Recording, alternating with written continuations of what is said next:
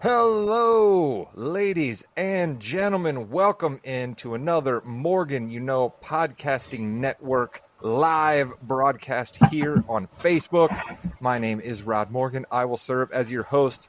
No, not really. I won't serve as your host because we are going to be talking NBA. And when we talk NBA on this podcast, I turn it over to the executive producer of this and every other podcast on the Morgan Podcasting Network, the host of Yeah We Know, the wrestling show, the host of the Fast Break, Jimmy Jamriska. Jimmy, hello. Hello, Rod. How are you today? You ready to talk about some really not big news in the NBA? Yeah, no, not big news in the NBA. But Jimmy, if you would allow me, I want to start off with something I'm excited about. So you introduce whoever we have, and then you come back to me for something I'm excited about. Well, obviously we have Chris King, who's always here, always on time, always ready to rock and roll. We love Chris King. Chris, how are you tonight? Doing well, excited that we are days away from the playoffs. We're in the playoffs right now for some teams. We're in the play-ins. We're in the let's lose, let's do whatever. Speaking of people who come to play, we have our boy Pete, who hasn't been here in a minute. Pete, how are you tonight? Salute. How you guys doing? I'm ready to roll. We are ready to roll. Well, guess what? It is time for the Fast Break, the fastest 15 minutes in the NBA. And the aforementioned Rod would like to chat about something. My Boston Celtics lost last night, which usually would have me in a bad mood. But, Jimmy, I got to say, I was awfully excited about something that happened for my Celtics last night. We put out a starting lineup that included Sam Hauser, Luke Cornett, Peyton Pritchard, and Baylor Shireman. Four American white guys in the starting lineup for my Boston Celtics. You absolutely have to love to see it. But there's a problem with starting four American white guys in the NBA these days. The Celtics had 38 points at halftime and didn't break 80 points for the entire game. So as excited as I was to see something you don't see often, the Celtics got absolutely creamed by the Magic. Chris, didn't a team break 80 points in like the first quarter this season? That usually happens pretty quickly in the NBA. I think it was 81 by halftime. I don't think 80 in the first quarter. 81 by halftime. 81 by halftime. So I want to start talking off about something positive, okay? Luka Doncic returning to Dallas. I have never seen an NBA player go through the emotional state that he was in watching that video. He watched the video, first of all. He cried during the video, and afterwards said he didn't think he could continue. And then, oh, by the way, Pete had 45 points. Yeah, and from what I've heard, a lot of these guys asked to watch the video ahead of time, and he didn't do that. So okay. I think that he had a chance to process it twice. Now, the whole lip quivering thing, I mean, he doesn't do that when he's talking to the refs, so I only felt so bad for him. But the fact that he didn't screen it ahead of time, I do respect him for that. But I thought it was, there was no video for AD yet, when they played there, right? So. Yeah, that's true. And AD did bring them a championship. Chris, you're a kind-hearted man. That must have just brought a tear to your eye. No, because Oh, for the love of Pete. Right. I know. I'm sorry, Jim. But Right. What a loser. What a loser. No, he was crying. No, he admitted even before the game, let's be honest, he admitted before the game that he didn't know how he was going to react or anything else like that. And when he said that, I thought feels a little like bullshit. But because I thought he was going to come out and then do what he did on the court, which is score 45 points, 30 in the first half, and just dominate Dallas to let them know what they lost. And I think he was doing that on the court in spite of essentially ownership and the GM of Dallas, but he got verklempt due to the fans and their love of him and his love of them. So, Rod, can you translate for me? Is he mad at Luka for doing that, or is he okay with Luka for doing that? I thought he was. I don't know what happened there. I stopped trying to figure out what Chris is talking about a long time ago. What excited me about what we saw last night, whatever opinion you want to have about it is fine. Everybody sees things differently, and there's nothing wrong with that. But Luka showed real emotion, okay? Too many guys in the NBA and professional sports nowadays are automatons, okay? They are completely crafted by their handlers. They are completely handled by their sponsors. They never say anything. They give coach speak all the time. So to see a guy be touched by the fact that a place loves him and have the memories of a place that he loved. To me, it was clear. Luka did not want to leave Dallas. He wanted to be the next Dirk Nowitzki in Dallas, continuing to bring championships there. And the team stabbed him in the back. The team said, "You're not good enough. We don't believe in you. Get out of here." Smeared the hell out of him on the way out of town, which I'll give them a break for. When you have an unexplainable trade, you have to do a job of trying to explain it. So the only thing the Mavericks could do was trash Luka a little bit on the way out. So all of that stuff was stirring up in him, and to be able to have that emotion and then come out and still be an absolute killer and score 31 in the first half. Remember, Jimmy, I said the Celtics had 38 as a team in the first half last night, and Luka had 31 himself. So I think it was pretty impressive. I think it was impressive, too. I really enjoyed watching that moment. I thought that was really cool for him. And you're right. He did not want to leave at all, and it was a shock to him. You could see that he had a lot of love for his place of business, and that's pretty cool that he did that and that he came out and then won. I think it gave the fans in the arena what they wanted, exactly what they wanted. They wanted a heartfelt welcome back, and they wanted him to score, over 40, and they wanted them to win and the Mavericks to lose. So do you think an opposing player has ever been cheered that much anywhere, Pete? Like you've seen a few more years of the NBA than I have, Pete. I don't want to out you here, but you are a little bit older than Jimmy and I. Do you remember any time where an opposing player was cheered like that in an arena? Only Jordan at Market Square. I mean, and the best thing about Luka is no matter what game it is, it's a heat check right off the bat. So I personally don't think those games are too hard for him when he checks out on defense. And because if anybody would have been hot from Dallas, that would have been a different game, right? I mean, I think he's dynamic because he can just say, "I'm not playing any defense. I'm going to pass," or "I can shoot every time." And unless it's a flipper behind the back, I'm not throwing it. So I think we need 10 years of Luka to see how the next 10 will go because he'll play for a while, I think. I mean, he's got to let the chili cheese fries go, but, You mentioned, I think it's more the beer than the chili cheese fries, but yeah. So you mentioned Market Square Arena where the Pacers play. Chris, I want to ask you a hypothetical question. Let's say that tonight we hear that Rick Carlisle, who is the coach of the Pacers, number 4 seed in the East, got fired. Would that be shocking to you? Only slightly. No, of course. Yes. Right? It would be. Of course. It's insane. Like there would be so much that had to have happened behind closed doors for something like that to go. So it would be absolutely shocking and unheard of. So there's that analogy, and I have another analogy for you, Rod. Michael Malone getting fired by the Nuggets would be like if the Nuggets fired Michael Malone. There's no way that's going to ever happen, right? Yeah, I think it was definitely crazy when it came down. It's definitely disrespectful. I'm sorry. I don't love having to say that, but it just is. When you have a coach that won you a championship 2 years ago, when you have a coach that is the winningest coach in your franchise, when he's been there for over a decade, and you fire him with 3 games left in the season, that's nothing but disrespectful. Steve Kerr, I'm starting to love as one of the best thinkers in the NBA, and he was asked a question tonight, or I think it may have been last night, I don't know, and he answered with something about how all the NBA owners now are billionaires or corporations, right? And all of these coaches are just so much more expendable to guys like that, because back in the old days, NBA owners didn't quite have that kind of money. Now NBA owners have that kind of money, and paying off a $12, $14, $15 million contract doesn't mean anything to them. So they're just throwing guys out the door. And if I'm Taylor Jenkins and Mike Malone, I'm getting a job next year. So you really got to ask yourself, how bad of coaches are they if they're going to get rehired by another organization? They are. Pete, what were your thoughts when both Malone and Booth got fired? One or the other is usually how it goes, right? But I don't see any reason for Malone to go. I think when you win a championship, you've earned, I guess it's more of an NFL thing, but you've earned a 5-year run if you've won a championship, I feel like, because I'm tired of coaches getting fired for guys getting hurt. It's like the Pistons kept doing that, and then look what happened. They stopped the load management stuff, and look where they're at. And I want to make a random point, Jimmy. I know I'm talking long, but you're good, bro. Shouts out to Bobby Portis, who wasn't involved in the fight.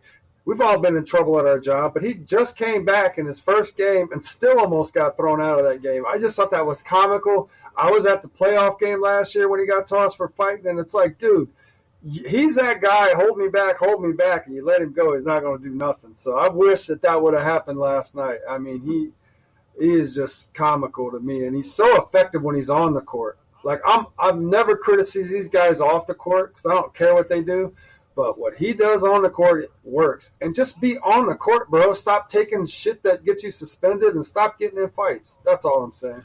Yeah, and then Chris, thank you for coming back. I know you got really upset at Rod for that, and I appreciate your professionalism coming back in the room. Thank you very much for those of you watching on YouTube, Facebook, Twitch, all of that. To me, Chris, this is what happened.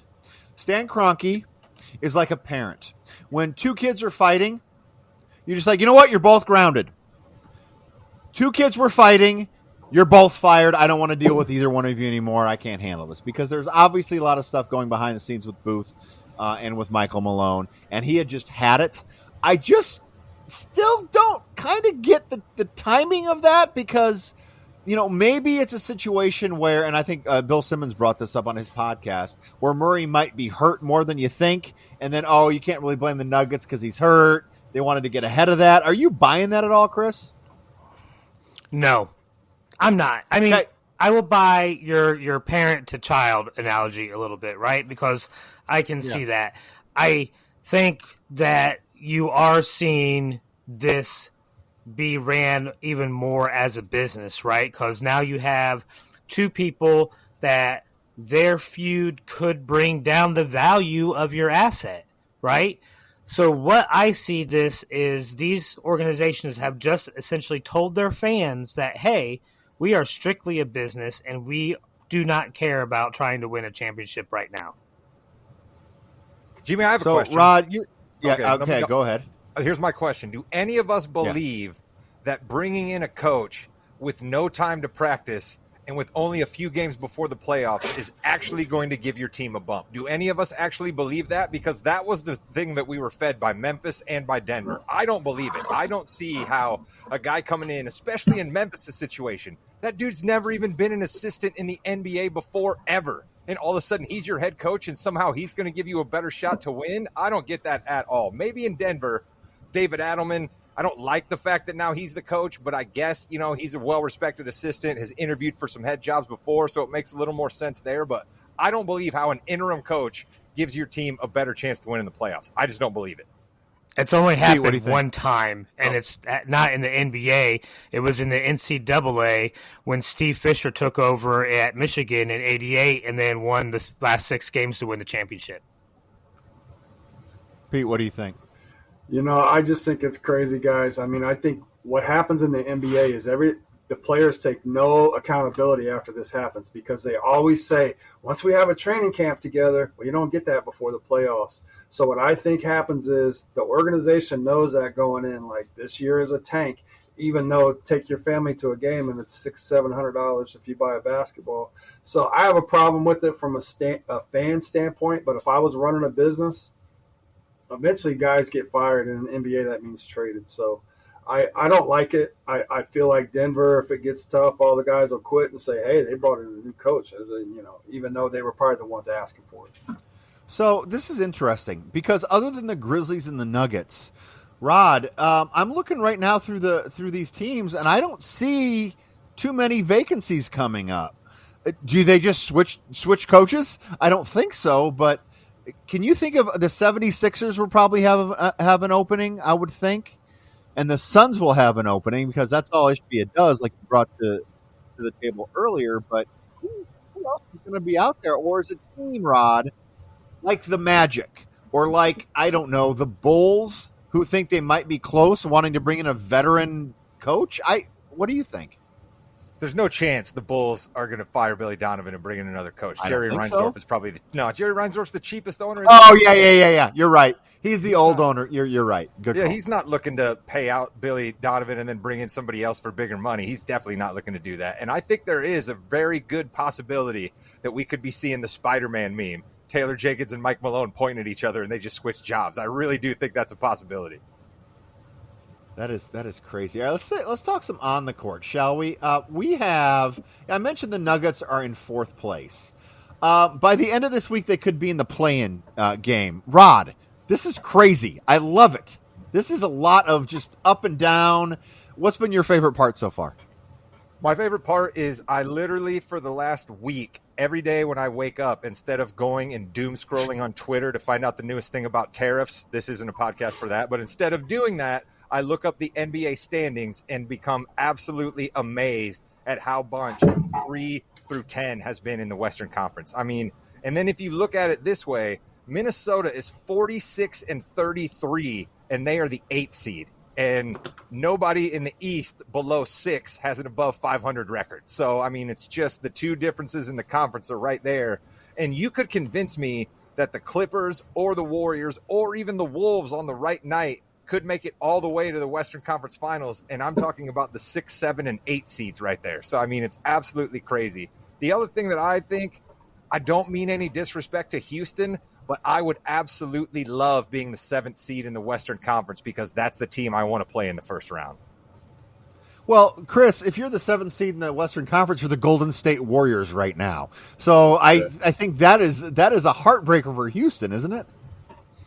Yeah, I mean, if I'm Houston, I'm using that as, chalkboard material or bulletin board material. Like, people don't believe in us because we haven't been here, even though all these other teams have been over the last few years, right? Like, all these are veteran playoff tested teams. And they are all dangerous. So if I'm Houston, I'm saying, hey, we beat these guys all year long. We should still beat them. I think the West is crazy right now. Like Rod said, there's 2.5 games between the 3rd and the 8th seed, and that's between Denver and Minnesota, and none of those teams in between there I want to play. I hate Golden State, but I do not want to play them if I'm in the first round. Pete, we have right now in the West, if the playoffs started like at this moment, we have a huge game with the Grizzlies coming up here in a little bit, but we have the Kings, the Mavericks, the Warriors, and the T-Wolves all fighting for that 7th seed. Right now, who would you pick to come out of the West to go to the 7th seed to face those Rockets? The Wolves, the Warriors, the Mavs, or the Kings? Just as a precursor, I want to blame this all on the Timberwolves because how do you blow a 24-point lead and you wake up and you're in 8th place or whatever they dropped to that day?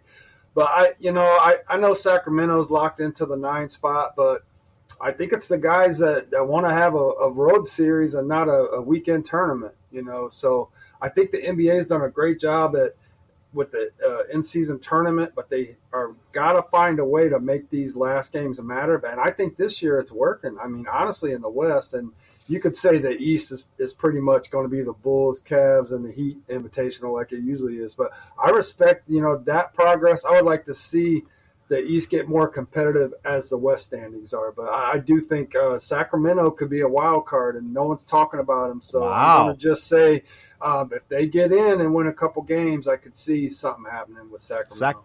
Sacramento was another not team on with my an interim board. coach, Jimmy. They fired their coach at the beginning of the year, but another team with an interim coach. And he's playing with house money in Sacramento. So guys, get behind that. And he fired their coach. They're like, fuck it, we could lose and blame it on the coach being fired. Hey, let's go to Cancun together, instead of the playoffs. So how crazy is it that I forgot about the Kings' crazy firing of their head coach as well? So that's another job that could be open. Hey, maybe Michael Malone could go to the probably not going back to the probably not going back to the Kings. NBA. Don't win Coach of the Year in the NBA. Apparently You're not. Years later. You hear what Adelman's son? I mean, Adelman's son gets the job, and I love Rick Adelman. I got some of his cards when he was in the ABA. But he has to go public and say, I feel bad for his kids because no matter how old your kids are, they're still – it's public news, dude. We don't need you to explain it to us. You know what I mean? I feel bad. No one should lose their job. It doesn't mean they can't coach, but it does happen. I mean, people lose their job in everyday walk of life. And then when we're those guys that criticize them and they get canned, it's like I'm sure he had people in Denver that thought he wasn't doing it right. I mean, not that I agree with it. But hey, Chris, who you got? Kings, Mavs, Warriors, or Wolves coming out of the West? I think you're going to see the Warriors and the Wolves.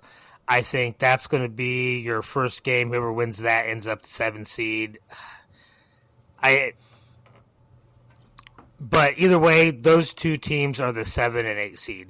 I don't think the Kings or the Mavs win any game in the play-in. All right, who you got coming out though? Give me the Warriors at the 7, the Wolves at the 8. All righty. I'm going to take that back. Mavericks don't even deserve to be in the playoffs. I'm going to take that back. I think that after these next couple of nights, we're going to see the Grizzlies as the 8 and the Wolves as the 7, and the Warriors will end up getting the 6 or the 5th. Okay. Rod, quick question. Does any of this matter? We're getting Celtics Thunder, right? I mean, does this really matter? Are we talking about this just because I'm probably to not fill the right time? person to ask that question. I might be a little too close to the situation as a Celtics fan here, but they are really, really good. If you look at their record, we kind of forgot about the Celtics, right? We thought the Cavs were just passing them by. They're only a few games behind Cleveland. Cleveland only locked up the number 1 seed a little while ago.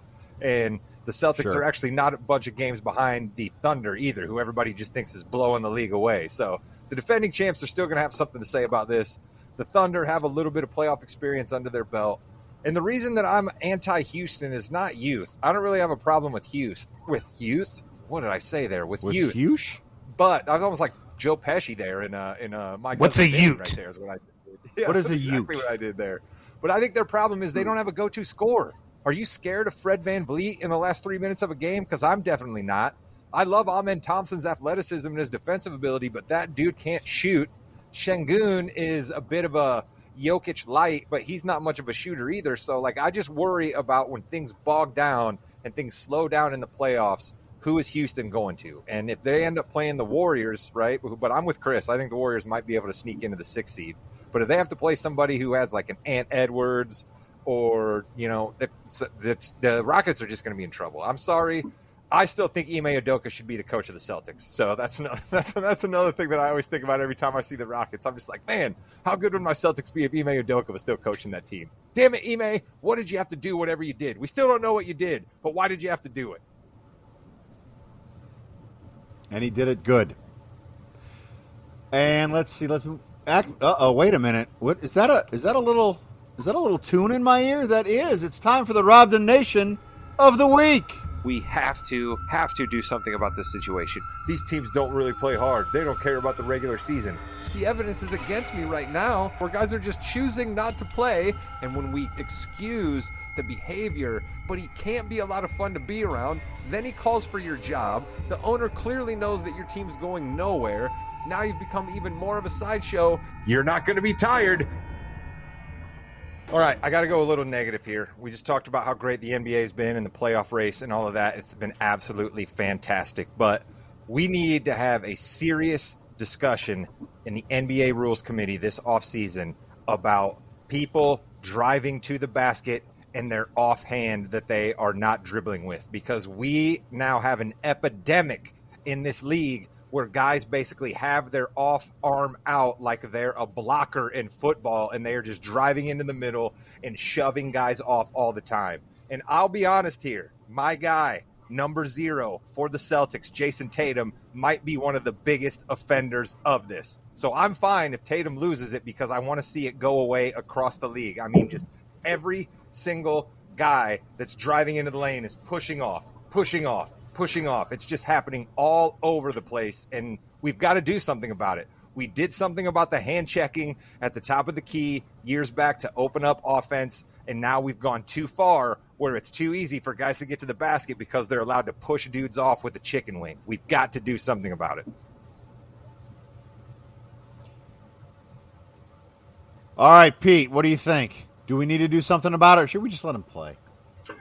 I think Rod might be onto something, and I'm going to give you my conspiracy theory why, not to do with Rod, but I heard Adam Silver. That's Chris. Conspiracy theory is Chris, actually. I heard Adam Silver maybe a month ago on the Dan Patrick Show, and he was talking about they want to move the NBA to 10 quarters so it can compete with international basketball. So I kind of see a fellowship of the way the game is going to be refereed with that. And I could be wrong. I also think it's a little bit of that, and my problem with the league is the first guy that goes like this every game should be kicked in the balls, because I'm watching the NCAA tournament, and every other play, the female players are going like this, and you can only do that in the last 2 minutes in college. So it's carried over to every sport. I'm sure sixth graders are going like this, and it's mostly Draymond. I know that much, but I just get tired of seeing it. I hate Draymond. Definitely a lot of people calling. I know you do, Chris. I knew you were going to jump in on that. Definitely a lot of people calling for reviews. It's got to be one of the tougher jobs on the sidelines of assistant coaches and the guy with the iPad, right, who has to tell players, no, sorry, we're not going to look into that one, and then they probably get serious death eyes from everybody. But I'm with you, Pete. That's another epidemic too. All right, it is time for the King's Hardwood Hierarchy. I mean, let's be honest here. There's only one king on this hierarchy right now, and that's the Oklahoma City Thunder. We just went on for how long about how good the West is in the playoffs, how many teams have a good winning record, and all OKC has done is lose 14 games and dominate the West. And they're 8-2 out of the last 10, so they're going to be the king. And yes, Rod, the Queen are your Boston Celtics. All right? Because they have shown that they are. They don't care what Cleveland's been doing. We're going to keep on winning. And frankly, Cleveland's not even going to get the Prince because of how they've played lately, right? They kind of just said, we're going to coast in. We're not worried, blah, blah, blah. And that may come back to bite them in the behind come playoff time. I'm putting the Knicks as my Prince right now because they are playing hot. They won, 5 in a row? Nope, they just lost last night. So lose to Detroit. Yeah, but so that means they've won 7 out of the last 10. They've kept ahead of the Pacers. They're not losing the 3 seed. Like, they are playing tough. And I'm sorry, but Brunson and Towns and Hart in the playoffs is a dangerous trio, especially in the East. And then they play the Celtics. They haven't beaten them all year. Hey. Celtics better worry about the first round before they start thinking about who they play in the second or in the cup finals. What are you talking about? Who right. are we supposed to worry about coming out of the 7th seed? Who? I mean, Orlando? No. Orlando doesn't have anybody that can score. Are you serious? Orlando can't put up 110. Boston does that in their sleep. Yeah, but Orlando plays some of the best defense in the East. Anyways, I'm getting off topic.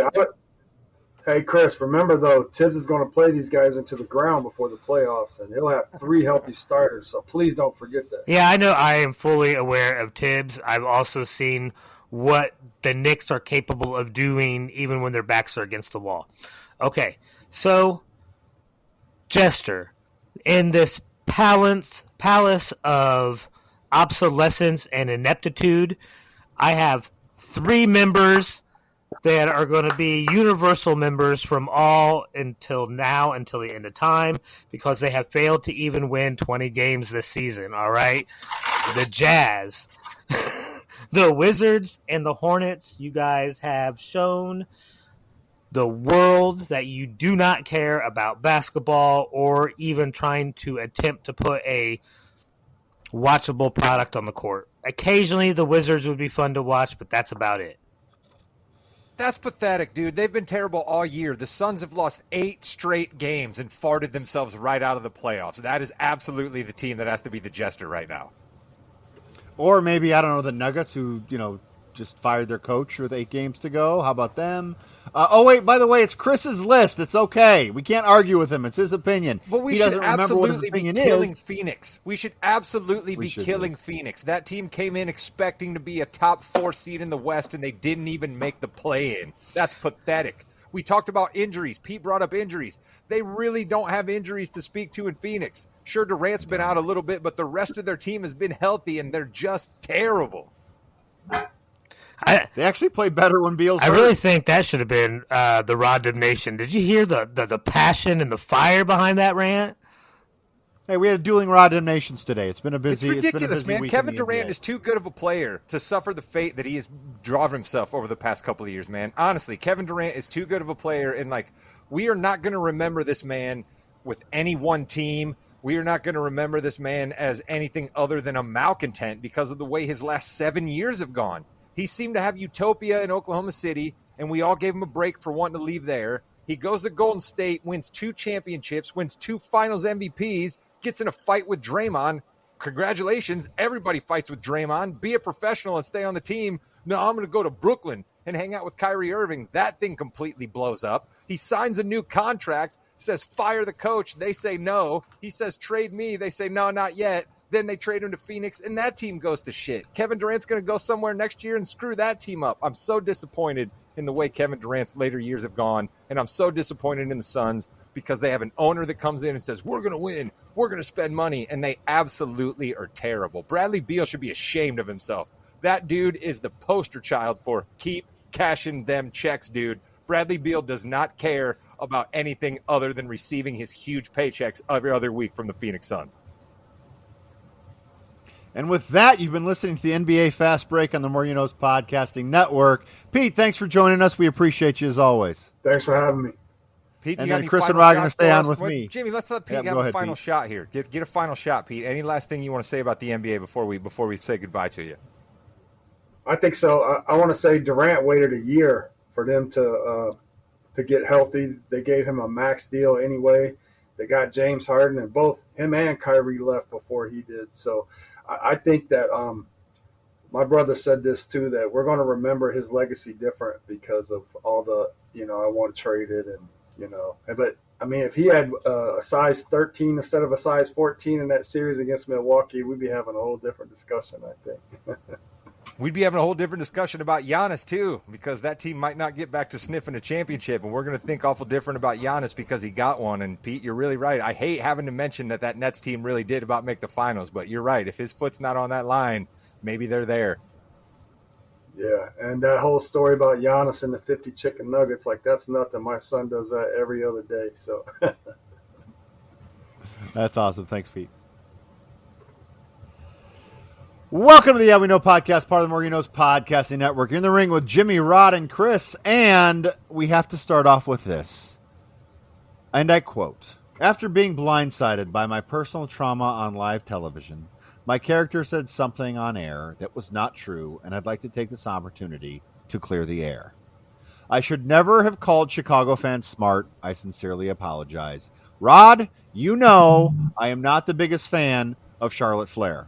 That's fantastic. All hail the queen, Jimmy. All hail the queen. I do not understand the hate for Charlotte Flair. Do wrestling fans not appreciate greatness? Do wrestling fans not appreciate the absolute perfect shit heel? Explain to me, Jimmy, who's been a better shit heel in the women's division than Charlotte Flair for year after year after year. And the other problem with this Charlotte-Tiffany feud is not Charlotte Flair. It's Tiffany Stratton is absolutely not ready for the big time. Triple H did her no favors by putting her in a feud with Charlotte Flair because Charlotte Flair runs circles around Tiffany Stratton in the ring, and she can run circles around her on the microphone, and Tiffany Stratton looks nervous and hurried and comes across like an absolute amateur in every interaction with Charlotte Flair. I really think Triple H is fumbling the bag a little bit here, Jim, going into WrestleMania 41. I really do. I got a question concerning this because I'm not in tune with the behind-the-scenes type things like you guys are. So I have noticed that I haven't really seen Nia Jax around, right? Did something go on where her absence put Triple H into this position where then he had to make a pivot to Tiffany? No, I don't think so. I think this is good. This was his plan moving forward. It was the plan. It just seems, Rod, though, I'm gonna push back a little bit, Rod. It seems that Charlotte Flair has problems with everybody. Like, personally, not on television, and it then comes out on television. Now, we saw the Becky Lynch incident that we had. We saw a Kairi Sane incident. She and Nia Jax literally came to blows in the ring. She and Tiffany Stratton were completely unprofessional in bringing up Charlotte Flair's divorces and then saying that Tiffany's boyfriend was in her DMs. Listen, I got some people in my life. It's like, hey, there's always a problem around you. You might be the problem. You're not seeing any of that, right? Oh, and her dad, Ric Flair, famous for being incredibly easy to get along with, right? I mean, come on, what are we talking about? No question. Here? This is a Flair. I mean, this is a Flair. Here's the thing. Is Charlotte probably... No, it's okay. It's okay just because it's her. It's fine. She can do it because it's her. No, listen, I'm not completely abjecting her here, right? She definitely is shouldering some of the blame. But here's the thing, Tiff. If you're going to get unprofessional in the ring and if you're going to go and call out personal stuff, then you have to be ready for it to come back to you, okay? And Tiffany dropped her little, you're 3 divorces, and she rolled right out of the ring because she knew that she probably shouldn't have been doing it. So if you're going to do that, you got to stand there and be ready for Charlotte to come back at you. And Tiffany wasn't. She was rolling out of the ring and getting the hell up out of there. But no, I can't deny you there, Jim. Charlotte probably is difficult to get along with, but we just talked about the NBA. You have to be able to deal with difficult people if they're at the top of their game, and Charlotte Flair's at the top of the game. Did you see Wade Barrett? Yeah, Wade Barrett was in the ring, right, with him. He he had to step in because he thought Charlotte Flair was going to kill her. I thought that was hilarious. Chris, what did you think about the interaction? Was it awkward for you, or did you just think it was part of the show? As a fan, Jimmy, it is really tough for me sometimes to distinguish between a work and not a work. So at the time, because I don't pay attention to anyone's social life, I didn't know if that was made up, true, or anything, right? I mean, hell, I have seen people get married in the ring before, but not really be married. I love you, Chris, so much. That's fantastic. So I think the problem, the issue we have here is Charlotte Flair is kind of a perfectionist in the ring, which is a good thing. Don't get me wrong.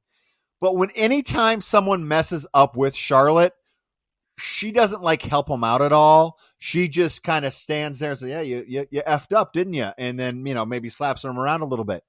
Tiffany Stratton, still green, makes mistakes in the ring in the majority of her matches. This is WrestleMania. Rod, can they bring this together? Can they figure it out? They got to, but can they? I'm not so sure. As I alluded here earlier in the broadcast here, I think Triple H is fumbling the bag at WrestleMania 41 a little bit. I really do. I mean, sure, John Cena, Cody seems like a great match. Sure, the triple threat between the Visionary, the Revolutionary, the Monday Night Messiah, Phil, and the OTC is going to be a great match. But tell me anything else that I'm supposed to care about. I suppose Jey Uso saved the Jey Uso Gunther feud a little bit with his promo on Monday night. That was absolutely awesome to see Jey go emotional like that and to see Jey go serious after basically dancing around and just yeeting for 6 weeks. So that was kind of cool. But I don't care about Drew McIntyre, Damian Priest. I don't care about El Grande Americano versus Rey Mysterio. I don't care about AJ Styles versus Logan Paul. I don't care about the Street Profits if they end up fighting somebody at WrestleMania. We're having trouble here, Jim. We're having trouble. And I think that the Charlotte Tiffany thing is just the tip of the iceberg. Yeah, it is. Let's talk about that for a minute, because this WrestleMania kind of reminds me a little bit of, it was a WrestleMania years and years ago where they had the Intercontinental title 3-way and a hardcore title 3-way. And then at the last minute, they switched champions and they just had them switch the matches, and it kind of messed everything up. And I think that's kind of where we're going here, Chris. I'm a little confused on some of the matchups. Going back to the Rhea Ripley, I know we've kind of talked about it to death, but that Rhea Ripley, Bianca Belair, and Io Sky, I mean, Io Sky is winning that match. We're going to do our predictions next week. Io Sky is going to win the match because no one thinks she's going to. She's winning it, but I don't know if she should be in there. And Chris, again, we are pro Io Sky. We love Io Sky here. It's just she doesn't belong in it, right? Oh, no, I think she definitely belongs in it. I don't think Rhea belongs. Oh, for the love! I don't think Rhea belongs in it. If you're going to have a monumental match like you had on that Raw where Rhea loses the title to Io, you either have something worked out, but you don't turn it into this mess that we had where the EST gives up on reffing a match. That also made me furious, all right? I hate the whole thing. She got drop kicked and slapped by somebody in the match. If that happens to any other wrestler in the match, why are we blaming Bianca? Because she is supposed to be the EST. She should be able to handle. I've seen her kick out of horrible things, a lot worse than that. She should be able to finish reffing that match, and we wouldn't have this cluster that we have. Have you ever seen Jessica Carr get punched in the face and be expected to come back in and ref the match? No. If Jessica Carr gets hit, this thing's getting called. She's not a professional fighter. Bianca's a professional fighter. Finish the match. Was the referee of that match, Chris. Bianca was the referee of that match. I'm sorry that you missed when GM, I can't think, Adam Pearce said, you're the referee. Okay, I'm sorry. She was the referee. She wasn't a professional wrestler in that match. She was the referee. You can't hit the referee. Jimmy, please back me up here. Yeah, you can't hit the referee. Come on. I have seen referees get knocked out, come back in, and finish a 3-count, Rod. I am sorry. They don't just wave their arms and say, like, I can't do this anymore and ring the bell and walk away. She didn't call the match off after she got accidentally hit, Chris. She called the match off when Rhea slapped her in the face, not accidentally. She called the match after that. All right. So we need to talk about something else. This was going to lead the show. No, we don't. We still need to talk about Rhea Ripley because nobody's hit on the biggest part of this. You have absolutely crapped on Rhea Ripley here. Nobody is mentioning this. You've crapped on Rhea Ripley here. You had the ultimate female badass, and you have basically turned her into a whiny person who has weaseled her way into the match. That's not the Rhea Ripley that has been the dominant character in the WWE for the past 16 months, okay? Rhea Ripley has been somebody who I'm going to come out, I'm going to fight in matches, and I'm going to beat you. And then you had Bianca do that this time around, and she gets big-footed out by Rhea Ripley. I think that they have done a disservice to Rhea Ripley here. I really do. And you're right, Jim. Io Sky's winning this match, and then she's not even going to be in WrestleMania Backlash because we're going to have Bianca versus Rhea in WrestleMania Backlash. Rhea and Bianca went from being a night one WrestleMania main event, easily could have been the main event for WrestleMania, to, I mean, it's going to be a good match, don't get me wrong, but it's not as compelling. Something else that was extremely compelling and is now compelling for a different way. My boy KO. He's out. And it sucks. And it's so weird that the crowd didn't really understand that it was real. Everyone was kind of bagging on the crowd because you've had Kevin Owens be this dastardly heel for months, right? And he comes out and does the babyface, I'm hurt, I got to go away promo.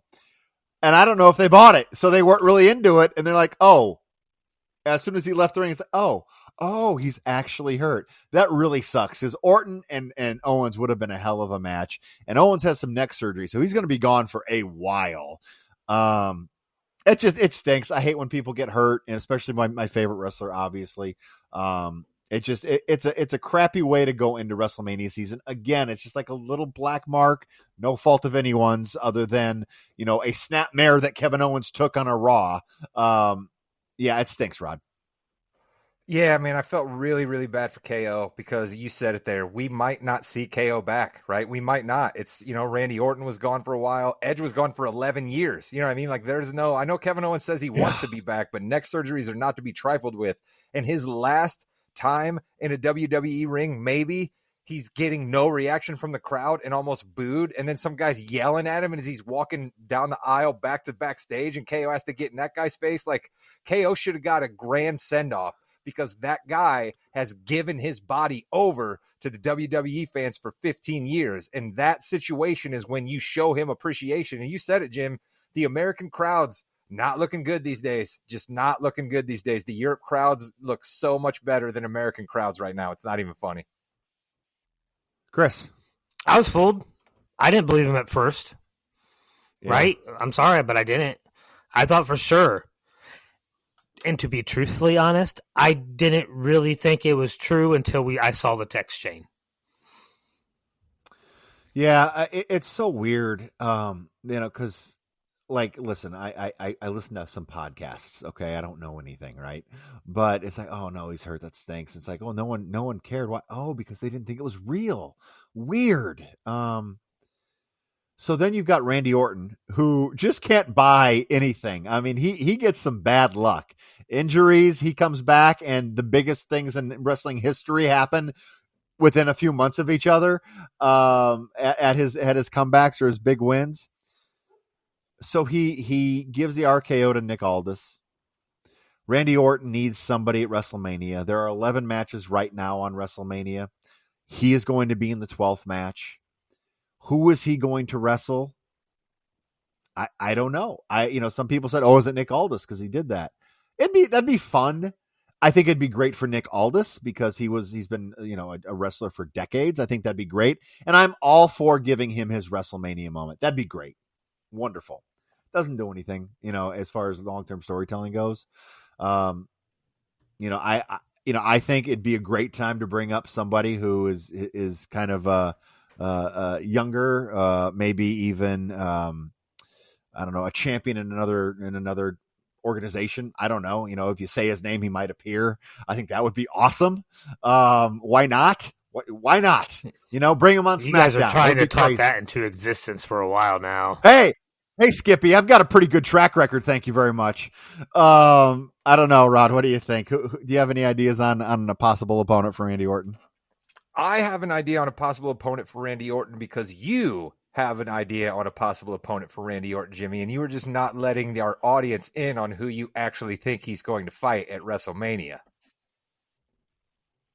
You think Aleister Black is going to come back and get that spot, don't you? I don't. I don't see it. I mean, I don't want to see it. I don't that's think. What I think. I like, keep what's hearing. what's the point? What's that point? I mean, I guess again, it could be fine. It could be cool how they do it. Depends. But then Aleister Black has to win that match. He has to. Sami Zayn we talked about. I can't remember if he's hurt or not. If he's actually hurt or not. That's a good because that makes the most sense. But it's like, oh wait, Sami Zayn just got killed by Kevin Owens, so why would he come to Kevin Owens' defense? Chris? That's a good point too. That's good. But just people would love to see Sammy, so that would be cool. Maybe maybe Big Jim. Can we get Big Jim Uso? Oh no, wait, he just got completely destroyed by Gunther, so it can't be Big Jim either. Oh, he dead. Yeah, he dead. It's got to be a new bloodline. Carlito? Oh no, wait, Carlito's going to be dead too. We need to talk about that. Yeah, what was that, Chris? It's got to be a new bloodline guy, right? Solo or Fatu? No, Fatu's fighting for LA Knight for the. Oh, right. Yeah. Maybe bring back Shinsuke. Bring back Shin, Rod. Why not? Just bring him back. Shin and Orton would be a fun match. Okay, Shinsuke. I was being sarcastic, Chris. Yeah, don't say Shin. Jimmy doesn't like that. Shinsuke I know. Can't really go anymore. I don't want to see Shinsuke fight. All right, Rowan Kriya. We have the best spear in the entire history of spears. Braun Breaker levitated for a half a second. I don't know, the camera angle, whatever it was. Oh my goodness, that was amazing, Rod. Yeah, that was really cool. I mean, we see a lot of Goldberg spears, right, from the past that are pretty cool. Roman Reigns will pull a spear every once in a while, right? Edge had a pretty good spear, but Braun Breaker is making the spear his own, man. Like, goodness gracious, when that dude gets to running and jumping, my God. And shout out to Carlito, because Carlito had to take that. You know what I mean? Like, he had to take that right so that Braun Breaker didn't kill himself coming down after that spear. So Carlito is a good soldier, coming out and cracking jokes and eating apples all the time. And he's a bit up there in the years, so that's why he doesn't wrestle all the time, kind of like R-Truth. But I enjoy me some Carlito. Chris, how does Dominic Mysterio win the Intercontinental Championship at WrestleMania? Cheating. Okay. Thank you. Listen, the guy's a genius. So, like, you asking me how he's supposed to do something, I just have to have faith that he's probably going to pull it off because he is a genius in the WWE. You're right. Listen, I can tell you there's definitely a Braun Breaker spearing Finn Balor and Dominic Mysterio getting the pin on Balor coming as soon as possible. I think that might happen, Rod. That's the only thing that has me excited for this match, is that we could possibly see the end of the Judgment Day with Finn Balor in it, at least. And we can go back to Finn Balor maybe being a bit of a good guy, because I think the fans want to cheer Finn Balor. I think they do. I think Finn Balor working as a bit of an underdog babyface is much better than whatever shit can heel he's been trying to play for a couple of years now. I just don't think it quite works. And the WWE and TKO need to figure out this music situation so they can go back to the other music. There's a whole behind-the-scenes thing going on that, Chris, that we don't need to talk about here, but that's why a lot of the music kind of sucks now. Kinda. Yeah, well. We finally get the ultimate matchup. Rod, I think this is the most excited you've been for a WrestleMania match in forever, where Rey Mysterio is going against what's the guy's name? El Grande Americano. El Grande Americano. It hasn't been said it's mask versus mask. Maybe it is. Maybe they're going to do something where Grande Americano wins and then they do mask versus mask at Backlash. But that's going to be fun. It's going to be a terrific match in Hello Coco.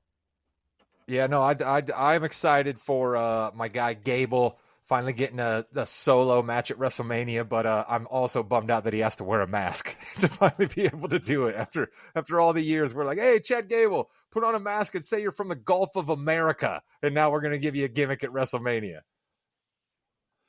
Yeah, Chris, let's see. Do you care about this? The only thing that's going to make me care about this is at the end of the match, Rey Mysterio pulls off the mask of the Americano guy, and it's not Chad Gable. Do that, and you'll have me hooked. Boobs? That would be actually funny if it wasn't. If it's a situation where he goes under the ring, he comes back out, and he pulls it off, and it's not him. That, you know what? That may happen. That could happen. They certainly have been trying to play and you know what I see? Us all believe. That could be the end, where he pulls the mask off. It's not him. And then Grande Americano comes and does the roll up and gets the pin. That could be the end. That's not bad. Not bad, Chris. Not bad at all. I love it. So do you want to talk about the promo or the dancing by Mr. Phil afterwards, Rod? Which would you like to talk about? I really try hard to not just be fanboy on this podcast because we have Chris to fill that role with us three. He's the fanboy on this show, but man, dude, I can't stand Phil. I can't stand Phil. I don't like when he talks. I don't like his stupid tattoos. I don't like his stupid hair. I don't like the way he holds the microphone. I don't like how close he gets to people when he talks to them. I don't like the fact that he pulled Seth Rollins' jacket on and started dancing around like a damn fool. CM Punk needs to watch himself because he's going to get his ass beat at WrestleMania. I also don't give a crap that Paul Heyman's going to be in his corner. Sorry, I'm not trying to be anti-Paul Heyman here, but that does absolutely nothing for me. Well, now, wait a minute, Rod. Paul Heyman owes Seth Rollins a favor now. I don't buy that either. Just because Seth Rollins says he owes him a favor, I don't buy that. No, I don't buy that at all. But I know what you're trying to hint at there. And if that happens at the end of the match, I will take everything back I said about Paul Heyman. But I don't care that Paul Heyman is in Phil's corner. But Chris, he's not trying to be a fanboy because that's your job. He is not a fanboy. No, there was no fandom there, was there? At all. No. But I tell you what, I agree with Rod. I do not like CM Punk. I don't like his finisher. I don't like his little thing. I do like his Pepsi and his Pepsi tat and his Cobra tat. I think they're all right. But past that, yeah, no. I'm pretty good on CM Punk, thinking he's the best ever. He hasn't shown me anything. Wow. He hasn't shown you anything. He did our match of the year, Chris. Oh, it's because Drew McIntyre was in it. That's right. Yeah, know where I stand, Jimmy. So I think this favor owed to Rollins is kind of a, hey, it's maybe he's not going with him at the end. Maybe we're all thinking he's going to go with him. Maybe something else will happen. Maybe the Beast will come out. Maybe something will go on. Because Brock Lesnar specifically said this week in an interview, he is retired from wrestling. You know what that means. We're seeing Brock Lesnar soon. That's absolutely what that means. And it could be at WrestleMania. It could be at WrestleMania. I wonder, Jimmy, where are we headed with the OTC here? That's the other thing that I got to think about with this match, right? We're talking an awful lot about Seth. We're talking an awful lot about Phil. What do we think the direction for the OTC is going to be after this match? Is he just finally going to just walk away and not be around since he's barely around anymore as it is? Like, what are we doing? Well, doesn't he need his rematch? But how's this match getting him any closer? If he wins. You don't think he's going to win, though, do you?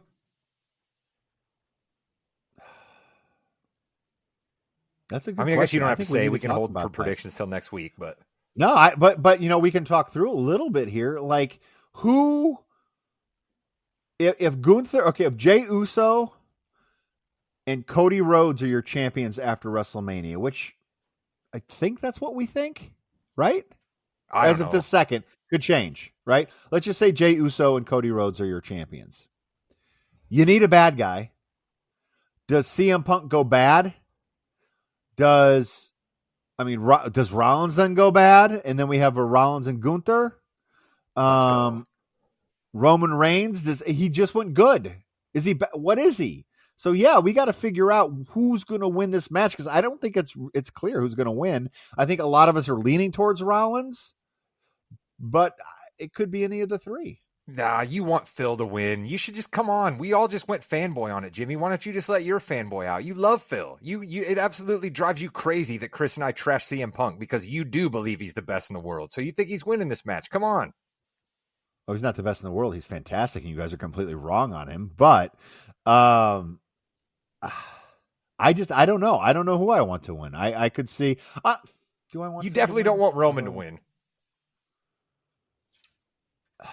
It depends how it's done, Yeah, it's the main event, so something big is going to happen. Something big will happen, and I think whoever wins will then go on to chase the championship until SummerSlam. I think that's what. Is it the main event though? There's been a little bit of talk about that recently. Can you consider it a main event when it's night one of WrestleMania? Right? There's been a little bit of talk about that. Is it actually a main event?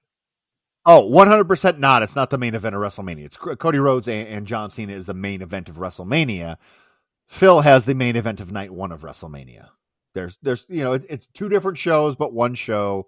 But the overall main event is the CM Punk, or is the CM Punk is the John Cena and Cody Rhodes match. Chris, we won. We got him to call him Phil one time and not CM Punk. We got Jim to call him Phil one time because the only reason you and I called him Phil is because we got no respect for him. I was mocking both of you. I think if you are a fan and you can make a decision to buy night one tickets without buying night two tickets, then there should be a main event for night one. Those fans deserve a main event, just like every other Raw fan in the stands get a main event. So I think it still needs to be called a main event. As much as I hate to do that, I think we have to. Yeah, I mean it's a main. So it's one of those things. Yes, it is a main event, but it's not the main event. Like last year, what match closed night one of WrestleMania?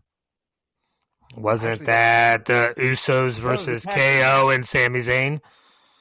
Okay, no, good. That was the year before. So was that? No, that was last year. That was the year before. No, last year was they had the tag team match at the end of night one, and then that did the rules for the end of night two. It was the year before that it was the Usos versus KO and Sami the end of night one. Oh, yeah. I forgot about that worthless match from last year. Proving my point. But last year, the main event was obviously Cody Rhodes finishing his story. That's the one everyone came to see. Although this, I think, is a little closer than it has been in the past. It's Cena and Cody. Anything else before we head out? I think it's going to be Cena finishing Cody Rhodes' story at WrestleMania. I think this story needed to be finished a while ago. We're going to fight about that. We're going to fight about that a lot next week. Rod. I just have a question. Are we going to see Dwayne at any point here? I mean, he was a huge factor in setting up this Cody versus John Cena match, and we haven't really seen or heard of him in weeks. So is Dwayne just off filming some crappy movie for Netflix? Like, what's happening right now? One of three things is happening. That's one of them. The second one is they're just biding their time, and Dwayne is going to come back at WrestleMania. And number three is he didn't want to do it, and they had to change everything they were going to do at the last minute because he wanted to come in, he wanted to do the big turn. But yeah, not having him and Cena together is so strange that it just had to be something where they couldn't work it out. Which, if you can't work it out, why'd you do it in the first place? Mm-hmm. I think you could have got more juice out of Cena turning on his own. You know what I mean? I think we could have gotten more juice out of Cena turning on his own and not having The Rock be the mastermind and then pulling the strings with the stupid 1, 2, 3 that he did in the neck slash where he just tried to make that relate back to when he did the thing at the top of the stairs that none of us understood. So yeah. I think you could have gotten more juice out of Cena just turning on his own. And I don't understand it. I'm a little sick of John Cena opening up every Raw. Yeah, but I'm also a little sick of John Cena opening every Raw. Yeah. What if Rock came down with Cena and Cena never talked and it was just Rock and, Cena was just sitting there, being angry? That would have been something different, something cool. I go back to the Browns when they signed Deshaun Watson. Everyone's like, why would you do that? Da, da, da, da. Now it came out that the owner of the Browns, Haslam, said, no, that was me. I told him to do that. It's my fault. And I'm going to take the blame for this. Well, when the boss comes and says, hey, Paul Levesque, this is what you need to do. It's what you need to do. You know? That's a good point. But that's my other reasoning for like The Rock's calling shots, and like he has a financial wherewithal above anybody else involved in this match because he's a board member. He's a stockholder. You know what I mean? Like as WWE rises, The Rock makes more money. So I don't get it. Rod, really he is the final boss. That's who he is. The final boss. And with that, you've been listening to the Yeah We Know podcast, part of the More You Know's podcast network. You're in the ring with Jimmy, Chris, and Rod.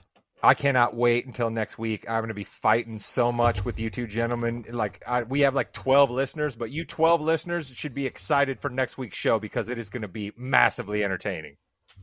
Goodbye, Nick. Yeah. Best in the world, CM Punk. Phil is a loser. Oh. Didn't get it.